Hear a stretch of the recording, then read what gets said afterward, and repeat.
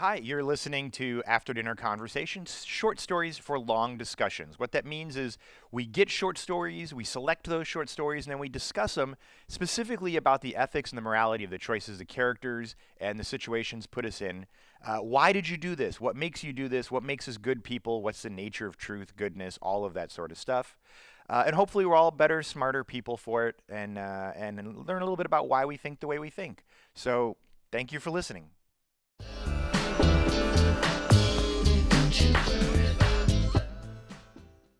So welcome back once again to After Dinner Conversation, short stories for long discussions. I am your co-host Colby here with Ashley. Hello. And Jeremy. Hi. And Sarah. Hello.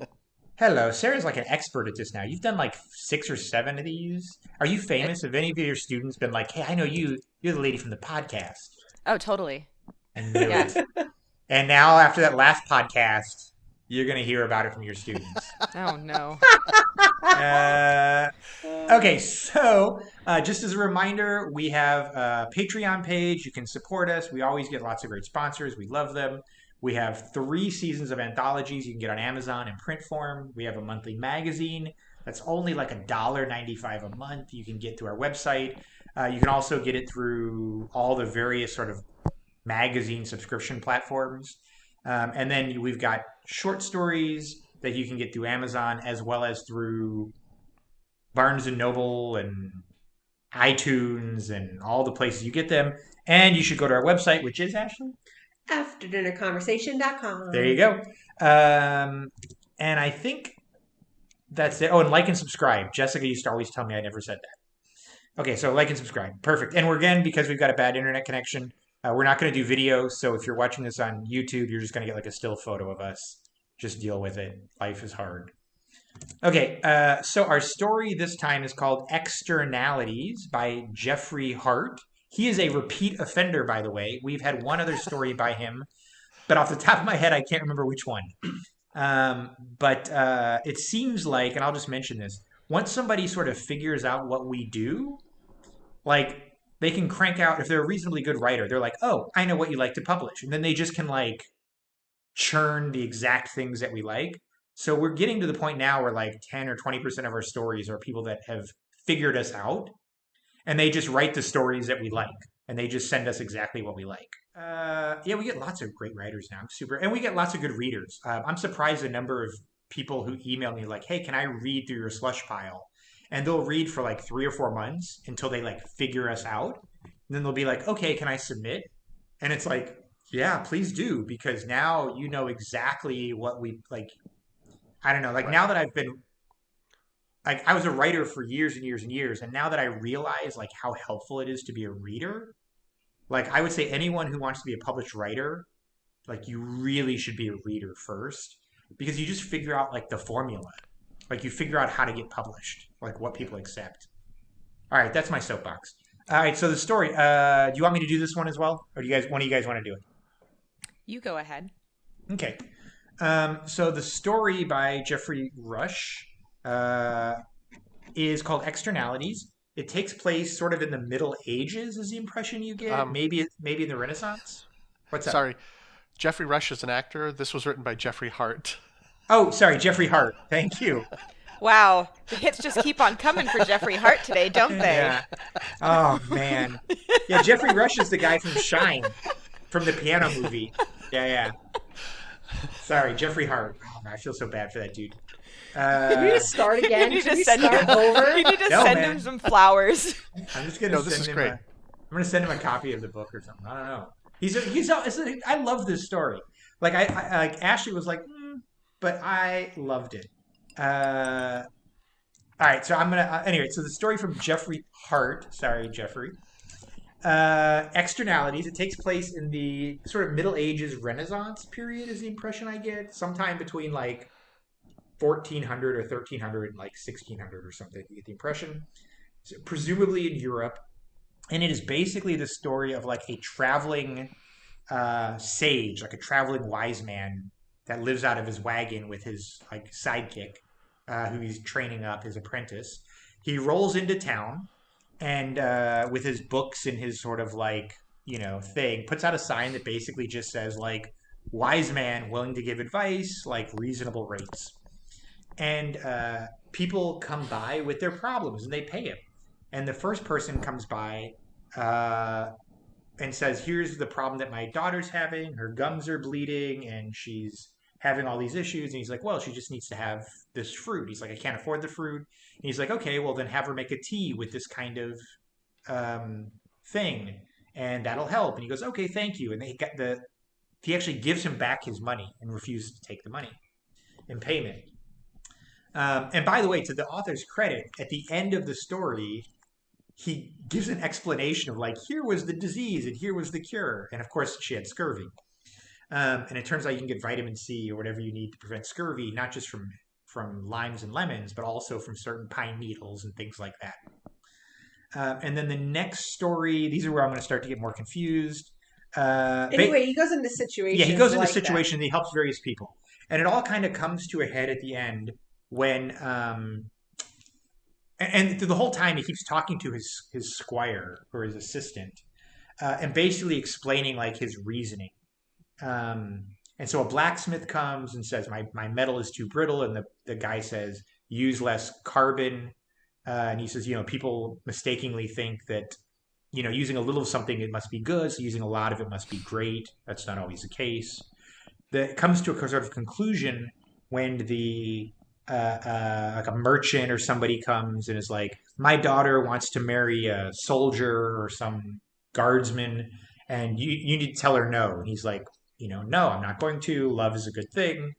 And so then the merchant comes back with the daughter and the son, who's a guardsman, and puts a bunch of gold on the table and says, with a wink, tell her what you told me, thinking that he's basically buying off this guy to be like, don't marry the guardsman. And the sage is like, no, love is love. Like, good job. Like, live happy lives. And the merchant pulls a small dagger on him and threatens him. And then the guardsman reaches for his sword and is like, you sure you want to do that? It's probably not going to go well for you. And so the merchant puts his dagger away, storms off, and the daughter and the guy are happy.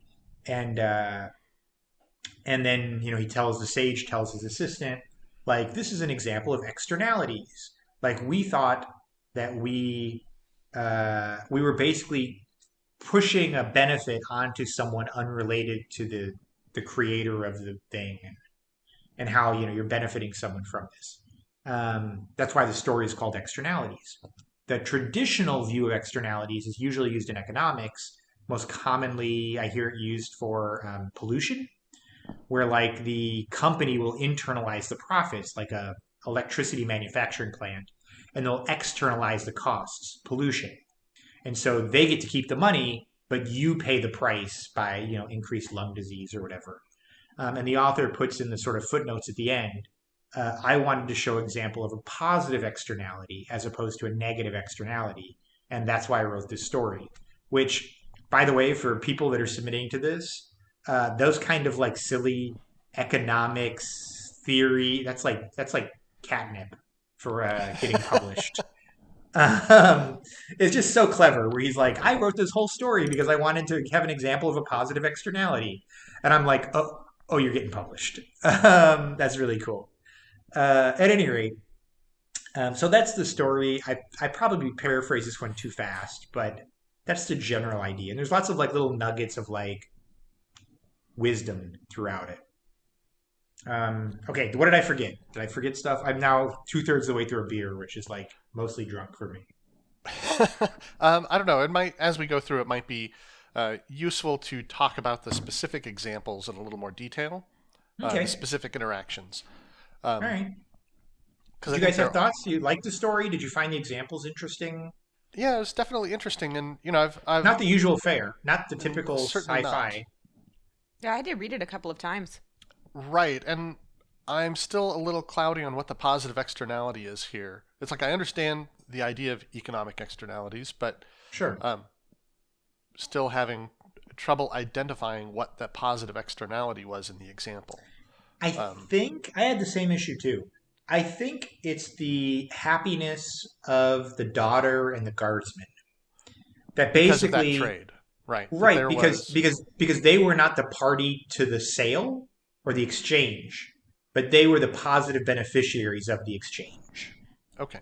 That makes right? So sense. it'd be kind of like if you started a coal plant, and instead of spitting out polluting coal, it spit out, like cocaine dust or something. Wow. That might not be a positive externality. Ashley It- is just shaking her head. Okay, maybe not in the long term it wouldn't be, but in the short term. Ashley's putting down my beer. She's telling me no more beer. Okay, how about Care Bear rainbows? It spit out Care Bear rainbows. There you go. There, that's better. Oh gosh. There's just so much to unpack here. Yeah. I don't know. I thought so the research that the apprentice was doing on the Greek word, which can anybody pronounce that for me? It's economics or It's like ecology. offentology or something like that. One was economica, and one was basically I don't No, know how it's pronounced in Greek. it was the word but with the it's- OF. Economica. Okay. And the other one was ecology, are like the two. Or economic. I actually put a hyperlink in it in the story if Yeah. you've got the ebook. Yeah. I just the There way you go. so you know how when you read something to yourself, if you can't really quite pronounce the word, you kind of skip over it. Oh yeah, I did that with Hermione forever in the Harry Potter series. Same. Wow, that's wild. Me too. So, when I was researching that term and found that, so I'll skip to the end when they're talking about the definition and how it applies. Needs and wants. Yeah. Needs have context. And so I started thinking about the context of each of the people that came to see the wise man. Yeah. And the entire context for why they were asking the question that they were asking isn't apparent until at the end. And if you skip to the bards, I don't know, do you want to talk about the bards? Sure. The two gentlemen that came to ask about the Jew of Oh yeah, I forgot about those because they had a question about a line from a play. They were Right. having a dispute about what the proper line from the play was. And so there's an exchange between the two of them at the end, which is kind of a suggestive exchange, like, Indeed. Like they go had like a forth. sex bet about it. Yeah, and I think that so like the context for the question becomes apparent after the answer is given. Hmm. And I feel Yep, like it's that the makes same. sense. It's the same for the daughter, because Okay. you don't know why the father is so upset about her choice Yeah. until the very end when you realize that her choice is actually the female guardsman. Wait, the guardsman was female? Yes. I had to What? read it twice I to totally get that didn't too. get that. I had to I read it twice totally to get didn't that get too. that.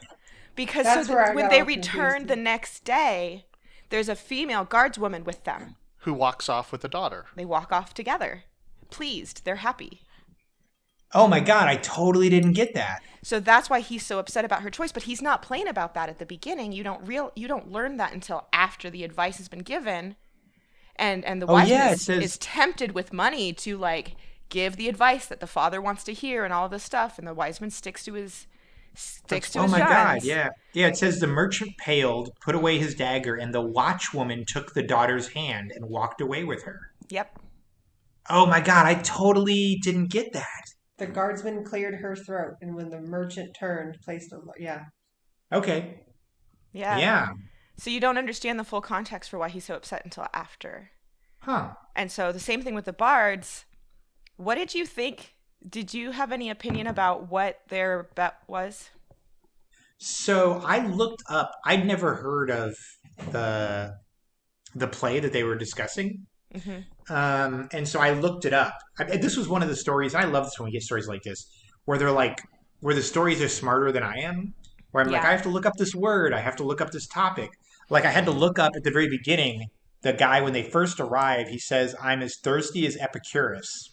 I'm feeling Right. drier than Epicurus. I looked Okay, I that know up who too. Epicurus was, but I'm like, I've never heard the Why is it expression dry? drier than Epicurus. Yeah. Yeah.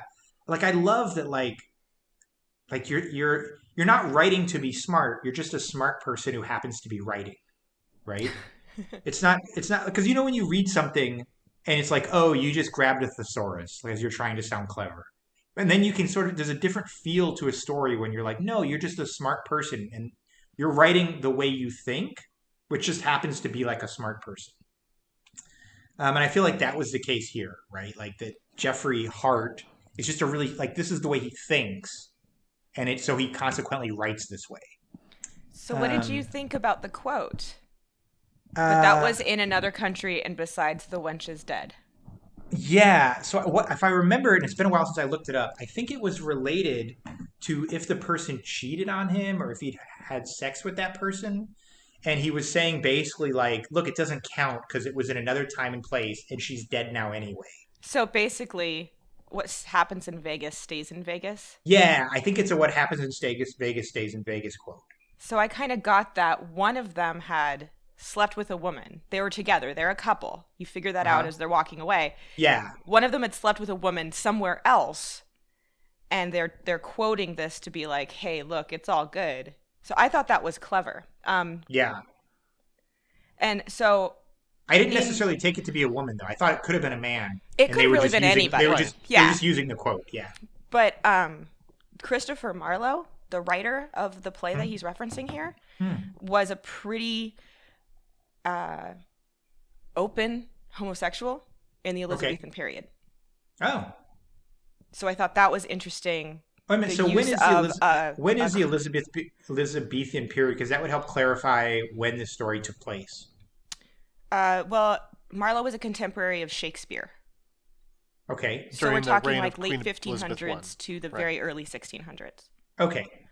Late 16th, early 17th centuries. Okay. So this is probably a 1650s to 1700s story we're thinking. Yeah. Or Okay. sometime after that, after this was Okay. written. Okay. So I thought that that was very clever to choose Christopher Marlowe for that particular situation because Because it relates to the characters. yeah. Yeah, that's true. So it makes I sense loved that they it. would be looking to Christopher Marlowe. Right, because that's who they'd be familiar with. And it's also creates a sort of overlay to the problem that they're having. Right. Yeah. Yeah, that's very clever.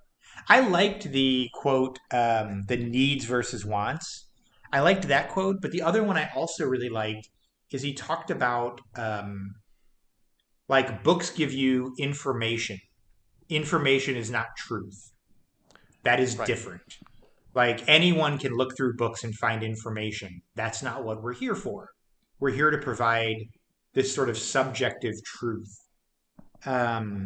Facts are irreverent, but Yeah, truth is subjective. right.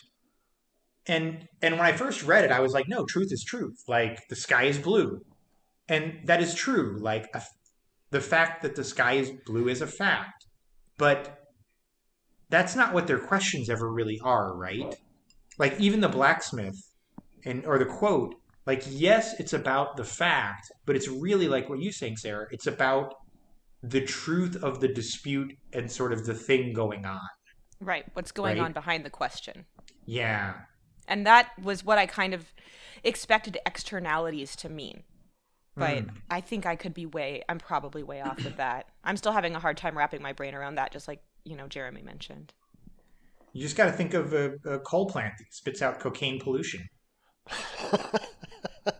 Again, positive externality. Right. The positive externality.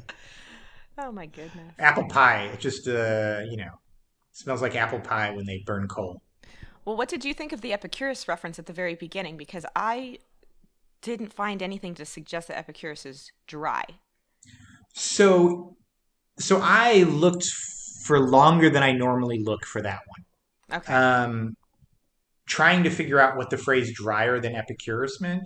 Mm-hmm. I think, first off, that phrase is not a phrase that shows up in Google if you do a Google search. Right. So it's not a like colloquialism that I just hadn't heard. So you have to know enough about the philosopher Epicurus to know what that might mean. And I think, and I'm like 30% sure. I'm not very sure that it just means that like Epicurus's writing is very dry and very boring and very straightforward.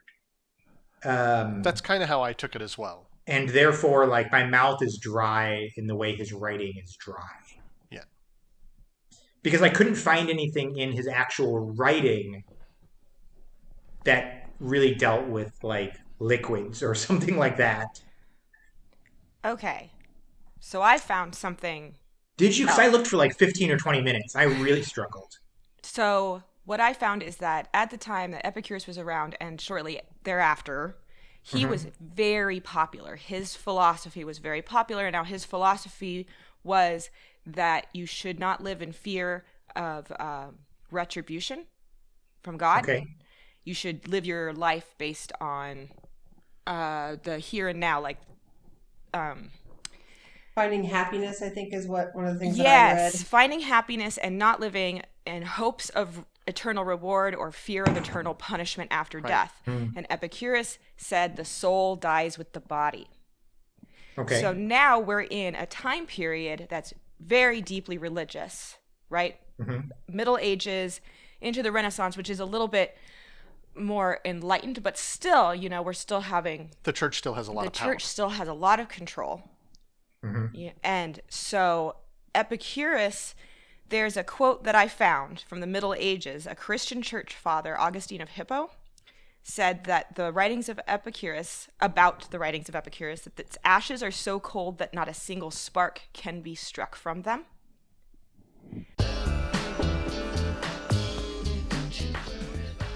Hi, this is Colby, and you are listening to After Dinner Conversation, short stories for long discussions. But you already knew that, didn't you? If you'd like to support what we do at After Dinner Conversation, head on over to our Patreon page at patreon.com/After Dinner Conversation. That's right, for as little as $5 a month, you can support thoughtful conversations like the one you're listening to. And as an add incentive for being a Patreon supporter, you'll get early access to new short stories and ad-free podcasts, meaning you'll never have to listen to this blurb again.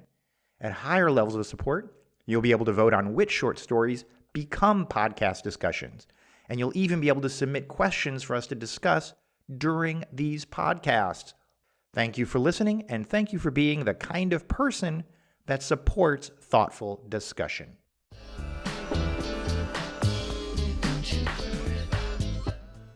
Said that the writings of Epicurus, about the writings of Epicurus, that its ashes are so cold that not a single spark can be struck from them. So What did you take that to drier- mean? Dry being like it's dusty, old, and falling apart. Or like his theories are not holding up? Yeah, his theories aren't holding up.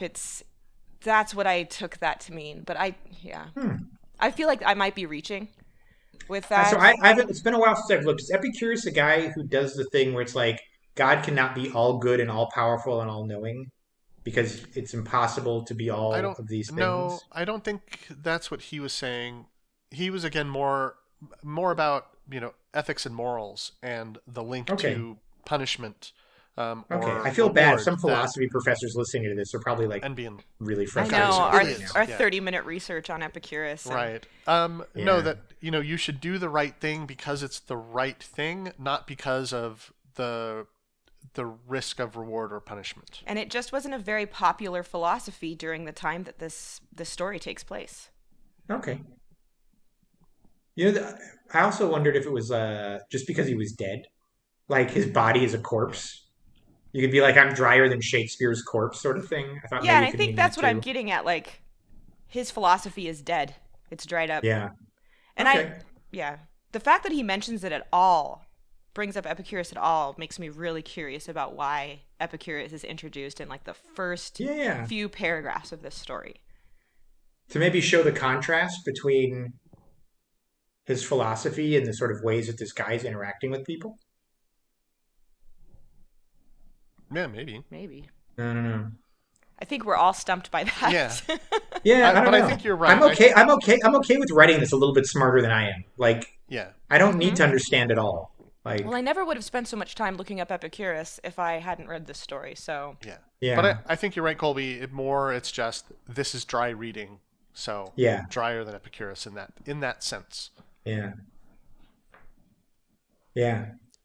I liked the way that he kept using the bard or he's not a bard, the wise man. I don't know what to call him.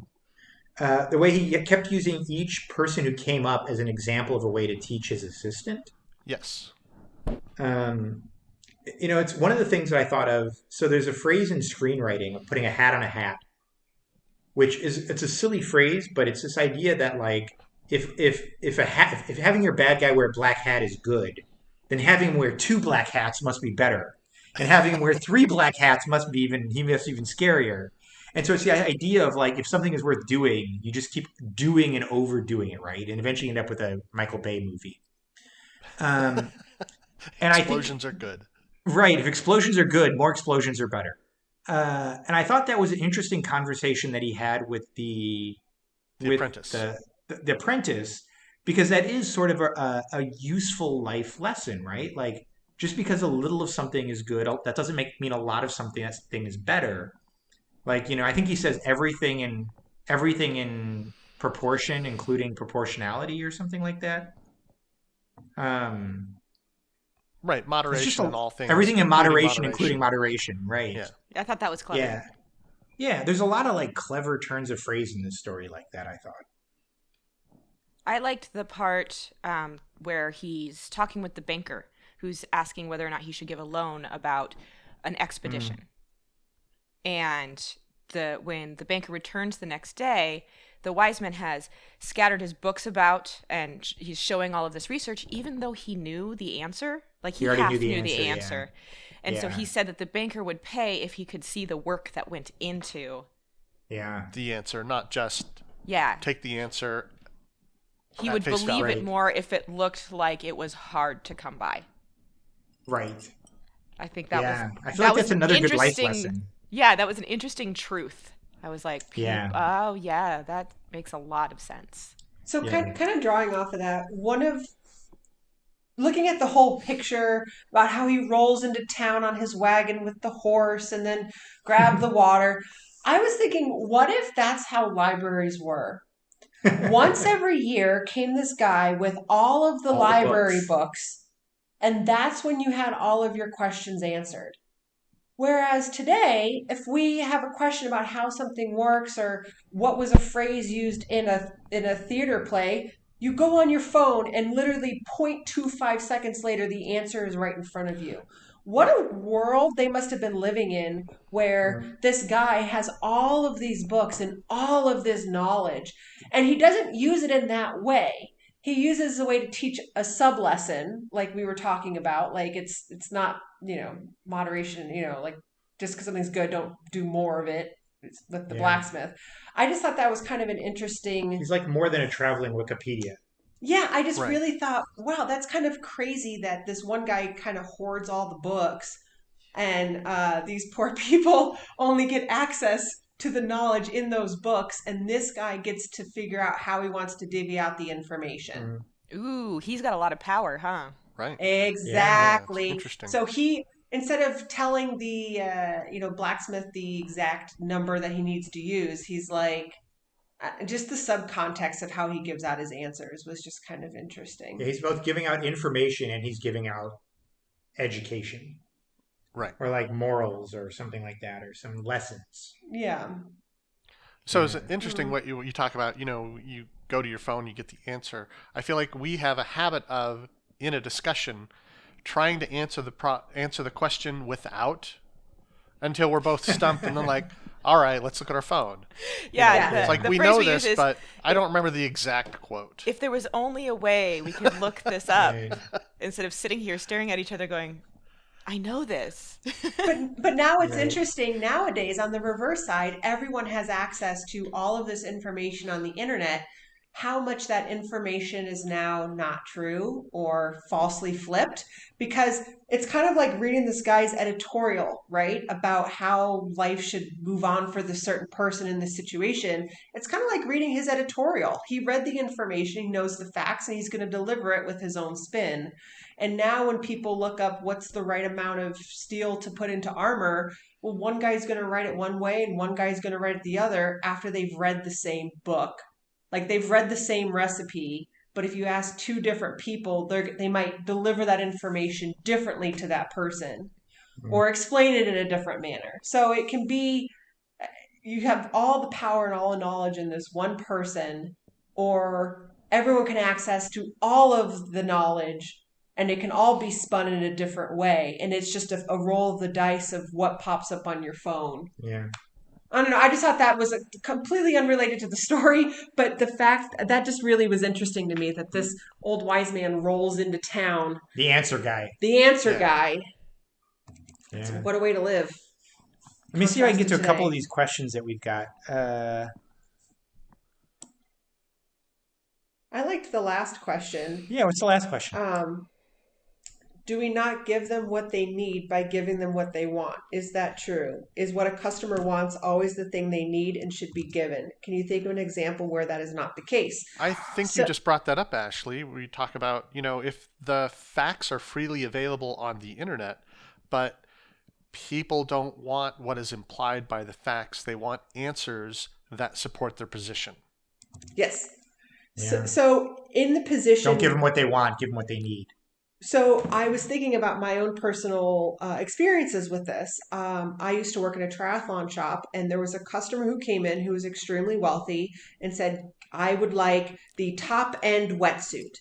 And I asked him, okay, what are you, that's exciting. What are you getting ready for? He's like, oh, I signed up for my first triathlon. I'm just started taking swimming lessons. And I literally was like, I know that's what you want, but that's not what you need. You need this lower end suit that has more buoyancy, that is going to get you faster. Yeah. This top end suit was made for a swimmer. It has less buoyancy. It's a thinner neoprene. I know it's what you want, but it's not what you need. So I've been in that predicament. I've had to take the knowledge that I have, and this guy's coming to me ready to lay down $900. And I'm like, you're going to hate this. I can sell you this all day long if you want it, but it's not what you need. I know it's what you want. So we tend to do that in sales. But I think more likely than not, we do it in the opposite way. Someone comes in and says, I would like to buy this Toyota. And someone goes, no, you need this Lexus. We tend to buy up. That's not what you... That's what you need, but this is what you really, kind of the flippingness of the need versus want. So anyway, that was my personal experience with that. I thought that was kind of an example that I've had. It's a really good example. Yeah. I'll jump in really quickly too. I feel like we're cutting you guys off, but this also reminds me of, there was a quote I saw from Steve Jobs once where they asked him if he did market research, and he said no, because the customers don't know what they want until I show it to them.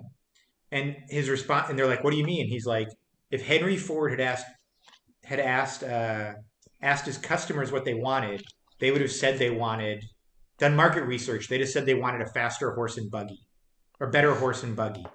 He's like, they don't. They want a car. Right? And I think that's the interesting thing about what the guy does in the story, but I also think it's the thing about what sort of leaders do, or what, sort of wise men do, is they don't do market research, right? They give you what you don't know you want, or what you don't know you need.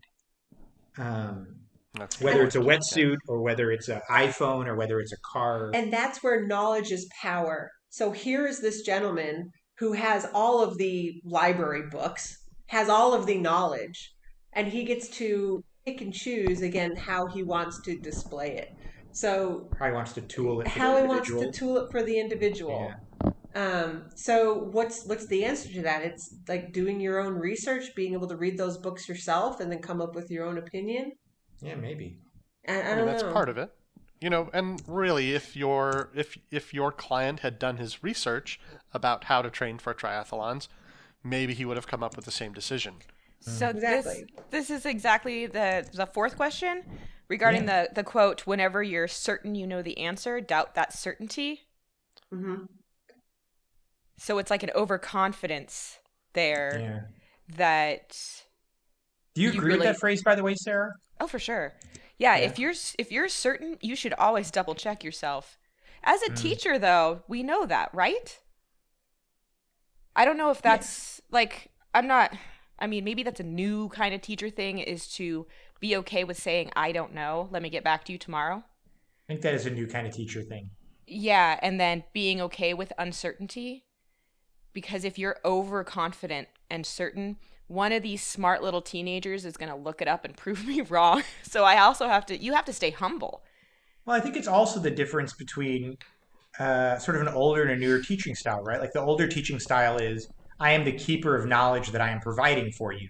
Therefore, I must know everything. As opposed to the way teaching is often geared now, where it's like we're cooperatively sort of learning and discovering what this means, which means I don't have to know everything because I'm learning it with you in a way. Right. Even though I'm kind of in charge and smarter, we're opening the door together. And I think the wise man is displaying that humility by consistently checking his books. Mm-hmm. Yes, when he says check it either way with the theater quote, right? The play quote, yeah. He's consistently checking his own work, and when his apprentice asks him, "Why don't you just take the money?" He's giving the money back to people when he feels that they are not satisfied with his answers.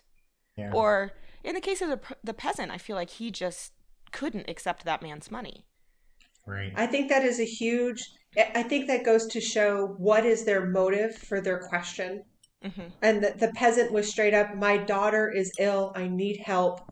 And he got the answer, and he was like he was willing to take my money, and you gave me an answer that I can't use because I can't afford those special citrus fruits. But instead, he realized the gravity of the peasant's position.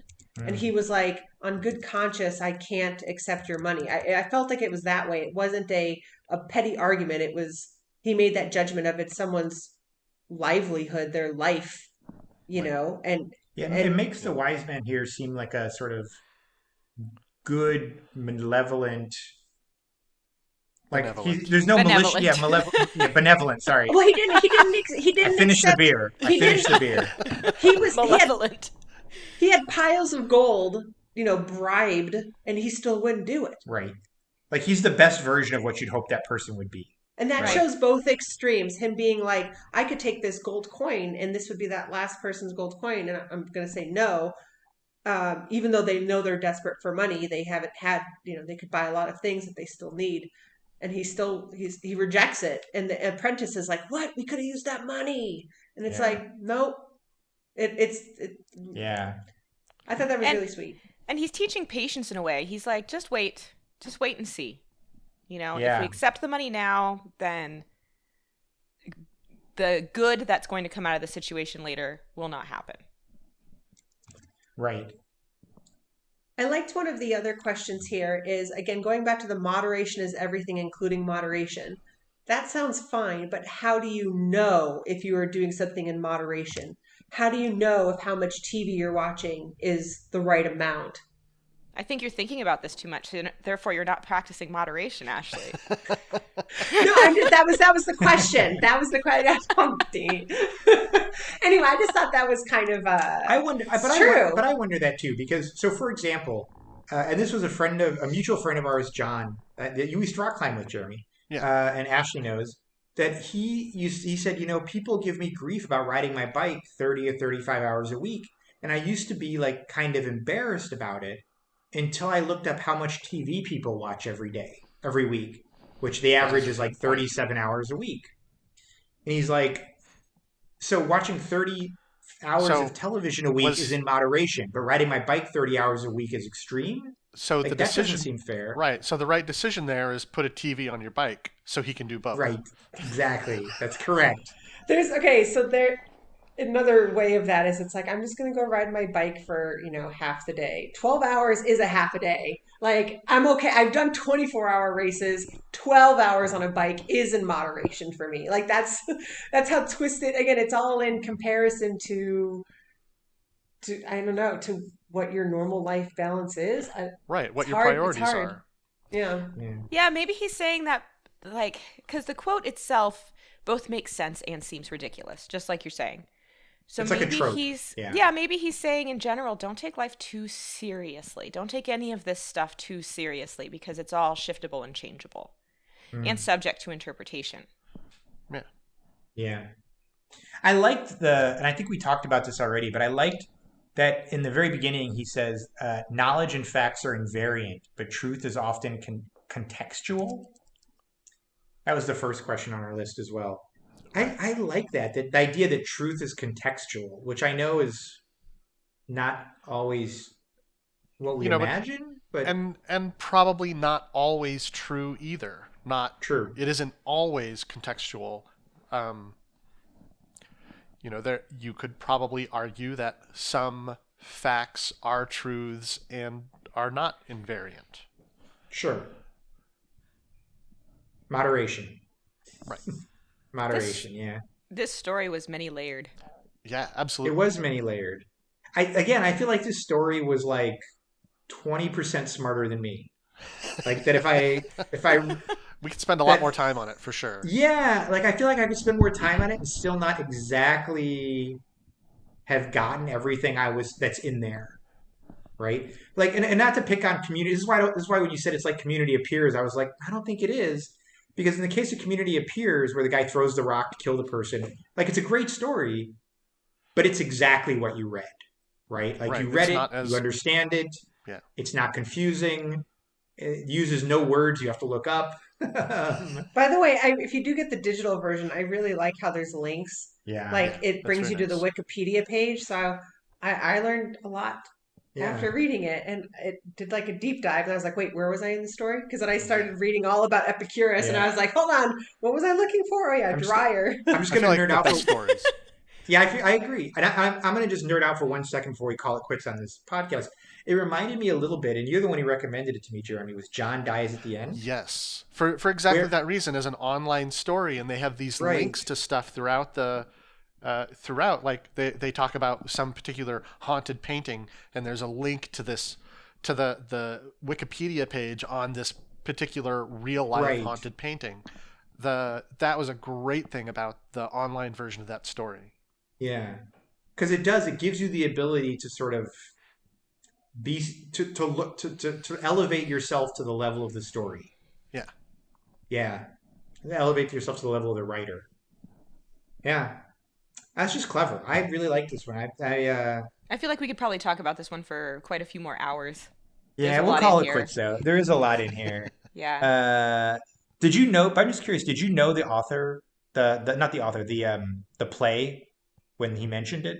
I've heard of it before, right? Did you have? Oh, I'd never heard of it. Yeah. I've heard of it for sure. Okay, I got to get out more. Interesting to note, my cat is named Kit Marlowe, but that's only because I named the other cat William Shakespeare. And they're the Fair. same age. So, There. Yeah. All right, so we'll call it quits on this. You've been listening to After Dinner Conversation, short stories for long discussions.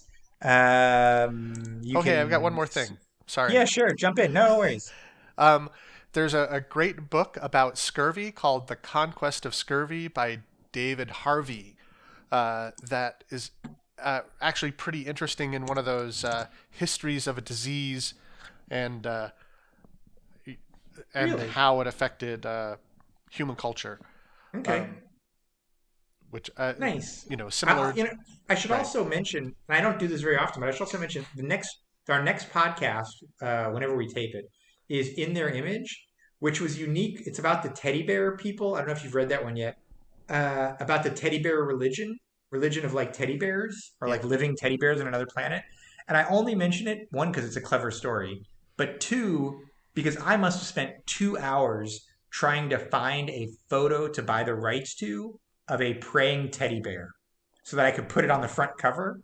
Let me tell you how hard it is to find a photo of a teddy bear in prayer. Getty It's Images very doesn't hard. have that. Man, I looked everywhere. I feel like I should have been looking for a furry, but yeah, it was everywhere. But anyway, that'll be in our next one in 2 weeks. That'll come out. So you're listening to After Dinner Conversations, short stories for long discussions. Please like and subscribe. Please support us on Patreon. Please go get our anthologies, our magazine that comes out every month, which is awesome, which this story will be in eventually. Go to our website, which is afterdinnerconversation.com. there you go. Share with your friends. Have a discussion with them. Have as yeah. much fun as we are. Yeah, I really enjoy these, and I'm just not the beer talking. I just really enjoy them. Yeah, you're saying it's the beer talking. Is that what you're saying? I see what you're saying. All right, so thank you for joining us, Sarah and Jeremy. Thank you for And, having us. Yes, thank you. We for having will us. do more of these again, I'm sure. Bye.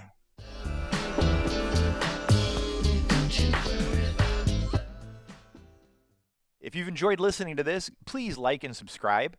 It helps us out a ton. You know, the vast majority of people listen haven't liked and subscribed, which means maybe it shows up in your algorithm, maybe it doesn't. So don't leave that to chance. Just go ahead and hit that button, and we'd sure appreciate that. And that way we can keep doing what we're doing, and you're not left to the whims of some algorithm. Thanks.